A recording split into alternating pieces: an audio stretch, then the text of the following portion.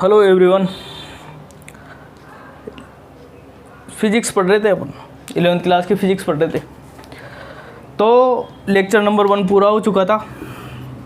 Lecture number 1 में lesson number 1 देखा अपन ने कि फिजिक्स क्या होती है, उसके अंदर देखा उसमें क्या क्या पढ़ते हैं, इसके बारे में देखा।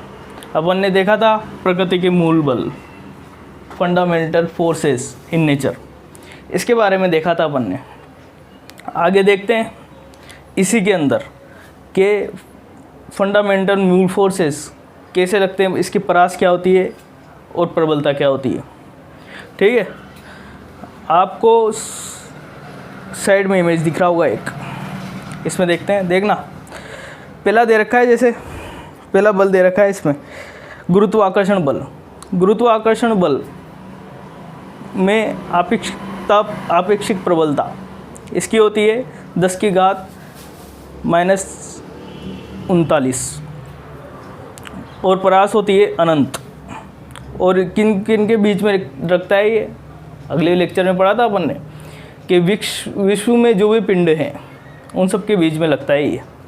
पृथ्वी के, सूर्य के बीच में, दो पिंडों के बीच में, रजिस्टर मार्कर के बीच में, सबके बीच में लगता है ये। ठीक है, पर इसके पर जो आपेक्षिक प्रबलता होती है वो बहुत कम है, 10⁻⁻39। तो दूसरे नंबर का बल है दुर्बल नाभिकीय बल। दुर्बल नाभिकीय बल है, इसकी परास दे रखी है 10⁻⁻13 और ये किस में होता है, बहुत कम परास होती है इसकी। किसके अंदर, नाभिक के अंदर होता है, केवल नाभिक के अंदर। अपन ने देखा था बीटा शे, ये देखा था अपन ने बीटा शे के अंदर जब प्रोटॉन न्यूट्रॉन में बदलता है और न्यूट्रॉन प्रोटॉन के अंदर बदलता है, तब ये बल कार्यरत होता है, ये काम करता है ये बल। ठीक है, तो तीसरा देखते हैं। तीसरे की है विद्युत चुंबकीय बल। विद्युत चुंबकीय बल 10⁻⁻2 इसकी परास होती है। ठीक है, अपेक्षिकता प्रबलता होती है इसकी 10⁻⁻2 और परास होती है अनंत। और ये किस में लगता है, आवेशित कणों के बीच में लगता है। आवेशित कणों के बीच में प्लस प्लस माइनस माइनस इस तरह से। ठीक है, प्लस माइनस, ये क्या होता है, आकर्षण प्रकृति का भी होता है और प्रतिकर्षण प्रकृति का भी होता है। ठीक है, गुरुत्वाकर्षण बल जो होता है वो केवल आकर्षण प्रकृति का होता है, और दुर्बल जो नाभिकीय बल होता है वो होता है आकर्षण प्रकृति का, वो भी आकर्षण प्रकृति का होता है। ऐसे ही प्रबल नाभिकीय बल जो है होता है, प्रबल नाभिकीय बल ये भी आकर्षण प्रकृति का होता है, और इसकी आपेक्षिक प्रबलता होती है 1, सबसे ज़्यादा इसकी प्रबलता होती है। ठीक है, सबसे कम किसकी, गुरुत्वाकर्षण की। दूसरे नंबर पे किसकी, दुर्बल नाभिकीय बलों की। तीसरे नंबर पे किसकी, विद्युत चुंबकीय बलों की। और सबसे ज़्यादा इसकी होती है प्रबल नाभिकीय बल की। इसकी जो ये भी परमाणु के अंदर, नाभिक के अंदर ही काम करता है, बस परमाणु के अंदर भी नहीं करता, केवल नाभिक के अंदर। इतने कम परास होती है इसकी, बहुत कम होती है। मतलब ये जो परमाणु है इसके अंदर नाभिक है, इसी के अंदर न्यूक्लियॉन्स के अंदर लगता है। न्यूक्लियॉन्स बोलते हैं प्रोटॉन न्यूट्रॉन जो मतलब नाभिक के अंदर होते हैं, उनको बोला जाता है न्यूक्लियॉन्स। ठीक है, तो इस चैप्टर की आप रीडिंग लगाना। ठीक है, वैसे रीडिंग लगाओगे तब भी कुछ भी समझ में नहीं आएगा। जब तक हम पढ़ते रहेंगे, 11वीं 12वीं ख़त्म नहीं होगी जब तक ये पूरा चैप्टर मतलब समझ में नहीं आता। ठीक है, पूरी अच्छे तरह से समझ में नहीं आता है ये। फिर बाद में जब हो जाती है, जब अपन पढ़ चुके होते हैं, तब ये समझ में आता है, क्योंकि इसमें इंट्रोडक्शन दिया हुआ है, सभी चीज़ों का थोड़ा थोड़ा बताया हुआ है। ठीक है, अगर उसी को लेके बैठे रहे तो फिर आगे, तो इसलिए डिटेल में पढ़ेंगे, जब सबको पढ़ लेंगे अपन, धीरे धीरे कवर करते चलेंगे। ठीक है, तो लेसन नंबर 6 शुरू करने जा रहे हैं। Lesson number 2। ना में मात्रक एवं मापन क्या है? मात्रक का मतलब, मात्रक को इंग्लिश में बोलते हैं यूनिट्स एंड मापन को बोलते हैं मेजरमेंट।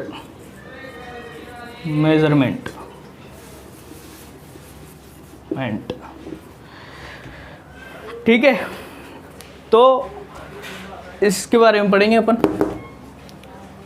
दूसरा चैप्टर पढ़ेंगे। ठीक है, मापन की आवश्यकता क्यों पड़ी? सबसे पहली बात यह है, मापन करते हैं क्यों है? जब प्राचीन काल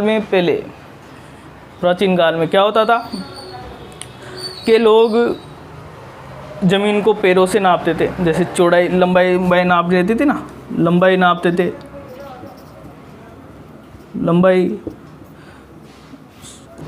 लंबाई चौड़ाई नापते थे। तो क्या नापते थे? जैसे पैरों से नाप लेते थे या फिर बांस से नाप लेते थे। ठीक है, तो इन तरीक़ों से नापते थे, जिस वजह से क्या होता था, डाटा सही तरीके से नहीं मिल पाता था, इसमें त्रुटिपूर्ण आता था डाटा। इस वजह से हमने जो अभी की बात कर रहा हूँ, ठीक है, अभी नए उपकरणों का आविष्कार किया, जैसे कि इंच टेप का आविष्कार किया, स्केल, इन चीज़ों का आविष्कार किया, जिससे क्या है, सटीक नाप सकें। ठीक है, तो अपना उद्देश्य क्या है, जो अभी है वो है भौतिक राशियों का यथार्थ मापन, सही तरीके से मापन, यही है इसका अपना लक्ष्य। यथार्थता का मतलब क्या होता है? किसी भी भौतिक राशि को किसी भी स्थान पर किसी भी व्यक्ति द्वारा किसी भी स्थान और किसी भी साधन व उपकरण से न मापा जाए तो उसका माप सही हो, मतलब सेम आए। ठीक है, उसी को बोलते हैं यथार्थ मापन। ठीक है, यहाँ तक बात समझ में आ रही है?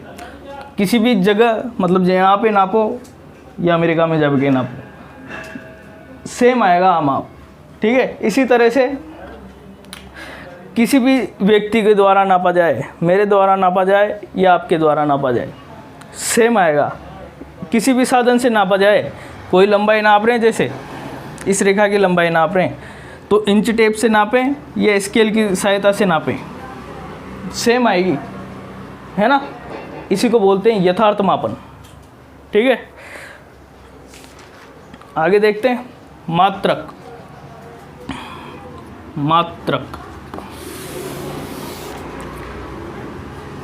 मात्रक होता क्या है?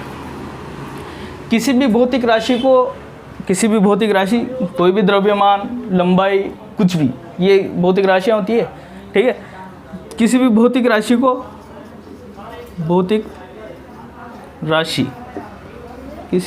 राशि को प्रदर्शित करने के लिए दो चीज़ों की ज़रूरत होती है। एक होता है परिमाण और एक होता है मात्रक। ठीक है, परिमाण और परिणाम दोनों अलग अलग शब्द होते हैं। परिमाण का मतलब होता है कोई क्वांटिटी, जैसे जो नापते हैं ना, जैसे अपन 2 kg शक्कर, 3 किलोमीटर लंबाई, इस तरह से ये जो आगे लिखा हुआ है ना, ये है परिमाण। परिणाम का मतलब होता है रिजल्ट, जो लास्ट में जो आपके जैसे प्रोग्रेस में आता है, रिजल्ट में आता है, वैसे वो वाला रिजल्ट है ये। ठीक है, तो भौतिक राशि को मापने के लिए, प्रदर्शित करने के लिए दो चीज़ों की आवश्यकता होती है। एक होता है परिमाण और एक होता है मात्रक।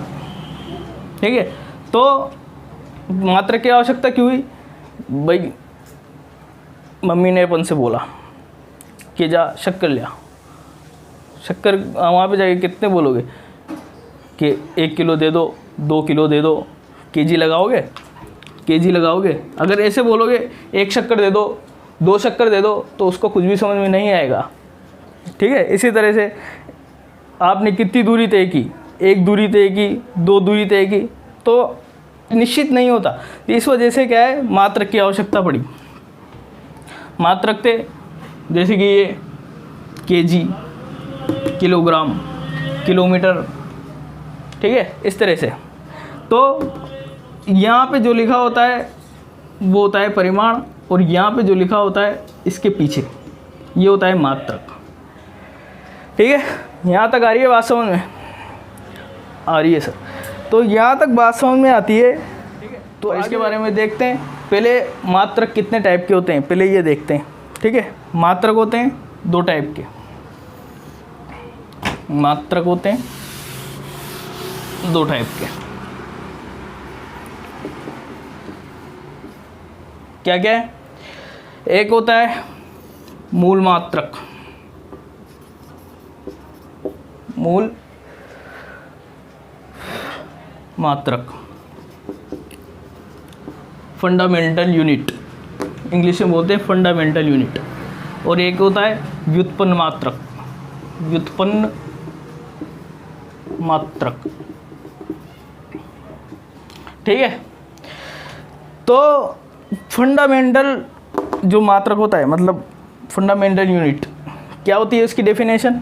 वे मात्रक जो 3 चीज़ें होती है जिसके अंदर क्या क्या होती है? पहला होता है पूर्णतः स्वतंत्र हो, दूसरा इसके किसी भी अन्य मात्रक से स्थापित नहीं किया जा सके, दूसरी चीज़ ये हुई। तीसरा हुआ जो अन्य मात्रक पर निर्भर न करे। ठीक है, क्या क्या बोला? पहला बोला पूर्णतया स्वतंत्र हो, पूर्णतया स्वतंत्र हो। दूसरी बोला कि जिसके किसी अन्य मात्रक से प्रतिस्थापित नहीं किया जा सके, किसी अन्य मात्रक से प्रतिस्थापित नहीं किया जा सकता।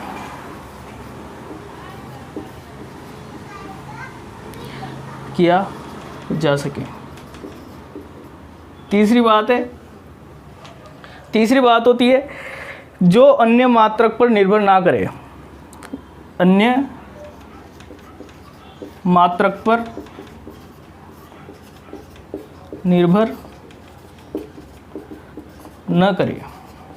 ये 3 चीज़ें होती है। जो मात्रक इन 3 चीज़ों को फॉलो करेगा वो हो जाएगा मूल मात्रक, फंडामेंटल यूनिट। ठीक है, पूर्णतया स्वतंत्र हो, किसी दूसरी चीज़ से, दूसरे मात्रक से प्रतिस्थापित ना हो, और तीसरा है अन्य मात्रक पर निर्भर न करे। ठीक है, व्युत्पन्न मात्रक दूसरा है व्युत्पन्न मात्रक। व्युत्पन्न मात्रक वो मात्रक जो मूल मात्रक की सहायता से उत्पन्न किए जाते हैं। ठीक है, ये होता है व्युत्पन्न मात्रक। जैसे कि देखते हैं अपन, मूल मात्रक होते हैं जैसे केजी, जैसे कि केजी इधर लिख रहा हूँ यहाँ, किलोमीटर, इस तरह से। ठीक है, वैसे 7 होते हैं, 7 मूल मात्रक होते हैं और इनके 2 पूरक मात्रक होते हैं। एसआई पद्धति में होते हैं, ये आगे देखेंगे इसको, एसआई पद्धति, और ये आगे पढ़ेंगे। ठीक है, तो इस तरह से जो लिखा जाता है व्युत्पन्न मात्रक, जैसे किलोमीटर पर सेकंड, किलोमीटर पर आवर, इस तरह से स्पीड को मापते हैं किलोमीटर पर आवर में। 10th क्लास में पढ़ा होगा आपने। तो यहाँ तक आती है बात समझ में? देखना आप, क्या होता है, जो भौतिक राशि होती है, भौतिक राशि का जो मात्रक होता है, भौतिक राशि का मात्रक जो होता है वो व्युत्क्रमानुपाती होता है इसके परिमाण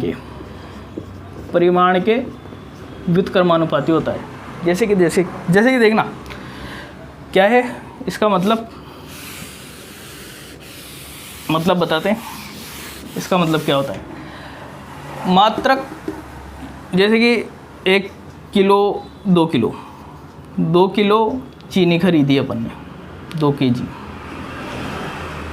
ठीक है ना। अब 2 किलो चीनी को इस तरह से भी लिख सकते हैं, 2000 ग्राम, इस तरह से लिखा होगा अपन ने। जब आप 10th क्लास में पढ़ते हो ना, ऐसे पढ़ते हो आप, 2 किलोमीटर बराबर होता है 2000 किलोमीटर के, 2000 मीटर के, इस तरह से ये पढ़ा होगा आपने। तो जैसे अगर बड़े मात्रा का प्रयोग करते हैं तो इधर क्वांटिटी छोटी हो जाती है, और छोटे मात्रा का प्रयोग करते हैं तो इधर क्वांटिटी क्या होती है, परिमाण क्या है, वो बड़ा हो जाता है। ठीक है, छोटे मात्रक का अगर प्रयोग कर रहे हैं तो क्या होगा, ये जो परिमाण है, परिमाण वो ज़्यादा हो जाएगा, बढ़ जाएगा। अगर बड़े मात्रक का प्रयोग करेंगे तो क्या होगा, परिमाण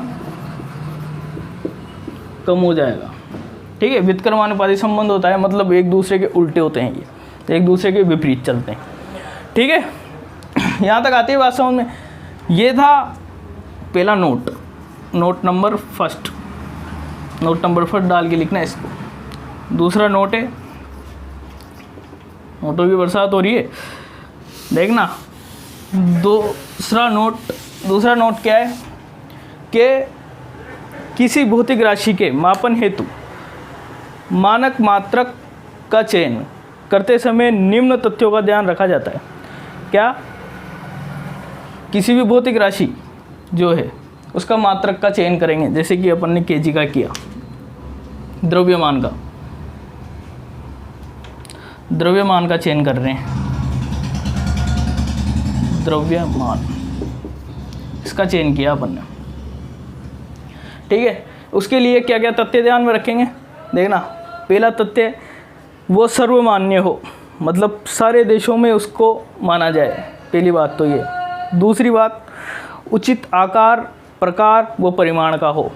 ठीक है, सही आकार का होना चाहिए, जैसे केजी ले रखा है अभी अपन ने, द्रव्यमान का मात्रक है केजी। ठीक है, तो उचित आकार का होना चाहिए, मतलब सभी जगह जो है सर्वमान्य, जो अपन नॉर्मल जो आदमी होते हैं वो केजी का इस्तेमाल करते हैं, ज़्यादातर आदमी केजी का इस्तेमाल करते हैं। इस वजह से क्या हुआ, केजी को लिया गया। ठीक है, प्रकार और परिमाण, सही प्रकार का होना चाहिए और परिमाण का होना चाहिए। 1 केजी में 1000 ग्राम होते हैं। ठीक है, आकार भी से निश्चित है और परिमाण भी निश्चित है। तीसरा है, इसी के अंदर ये 2 नोट है ना, इसके अंदर पॉइंट है, ये किस तरह से निर्धारित करेंगे अपन। ठीक है, ये बारे में बात कर रहे हैं। तीसरा है, सरलता से परिभाषित किया जा सकने वाला हो, ये जो मात्रक है वो सरलता से परिभाषित किया जा सके। तीसरी बात यह है, सरलता से परिभाषित कर सकते हैं अपन इसको। ठीक है, चौथी बात है, इस प्रकार का प्रतिरूप अन्य स्थानों पर सरलता से बनाया जा सके। इसके जो प्रतिरूप है उसको सरलता से बनाया जा सके, जैसे कि कई जगह पे ये जो केजी है, केजी की जगह ग्राम चलता है कई जगह पे। ठीक है, तो इस वजह से इसका प्रतिरूप से सरल तरीके से बना सकते हैं अपन। ग्राम में केजी हटा के ये लगा सकते हैं, ग्राम नहीं होता, वैसे जी से रिप्रेजेंट करते हैं केवल इसको, ग्राम को। ठीक है, पांचवा है, इसका मान बाह्य भौतिक परिवर्तन जैसे ताप, दाब और समय इन पर निर्भर नहीं करता है।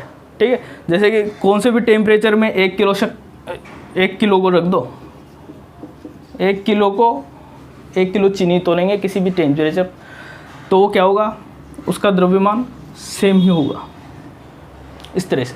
ठीक है ना, तो क्या बात क्या है, जो इन 5 तथ्यों को सेटिस्फाई करेगा वो उसको क्या बोलते हैं, मूल मात्रक बोल देंगे। ठीक है, मूल मात्रक की श्रेणी में ले लेंगे। ठीक है, भौतिक राशियों की श्रेणी में ले लेंगे, मतलब भौतिक राशि का वो क्या हो जाएगा, एक मात्रक हो जाएगा। मात्रक की पद्धतियाँ। ठीक है, अगला टॉपिक है अपने पास में मात्रक की पद्धतियाँ। देखना क्या होता है मात्रक की पद्धतियाँ।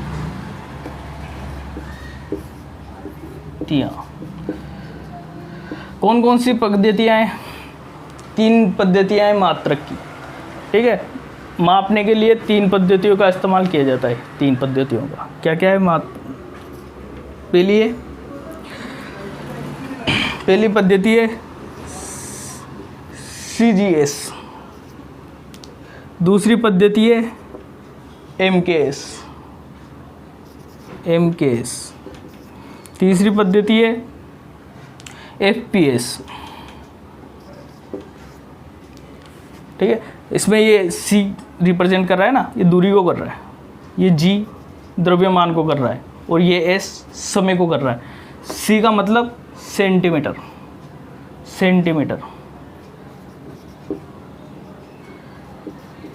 और इसका G का मतलब ग्राम, सेकंड का S का मतलब सेकंड। MKS पद्धति में ये जो M है, MKS, M मीटर को, K किलोग्राम को और S सेकंड को, इन चीज़ों को रिप्रेजेंट करता है। FPS ये क्या है? F करता है फुट को, फुट है ना।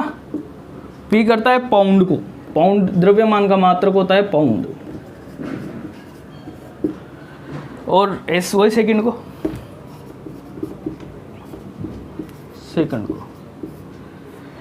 ठीक है। तो ये 3 पद्धतियाँ चलती है अपने इसके अंदर, पर जो सर्वमान्य पद्धति होती है वो है SI पद्धति, अंतर्राष्ट्रीय पद्धति, अंतर्राष्ट्रीय मापन की इकाई होती है SI पद्धतियों में,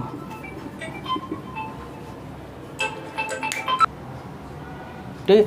जो सर्वमान्य पद्धति होती है वो SI पद्धति। इस पद्धति के बारे में हम नेक्स्ट वीडियो में डिस्कस करेंगे।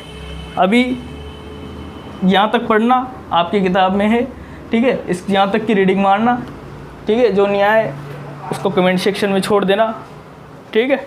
तो मिलते हैं नेक्स्ट वीडियो में। ओके।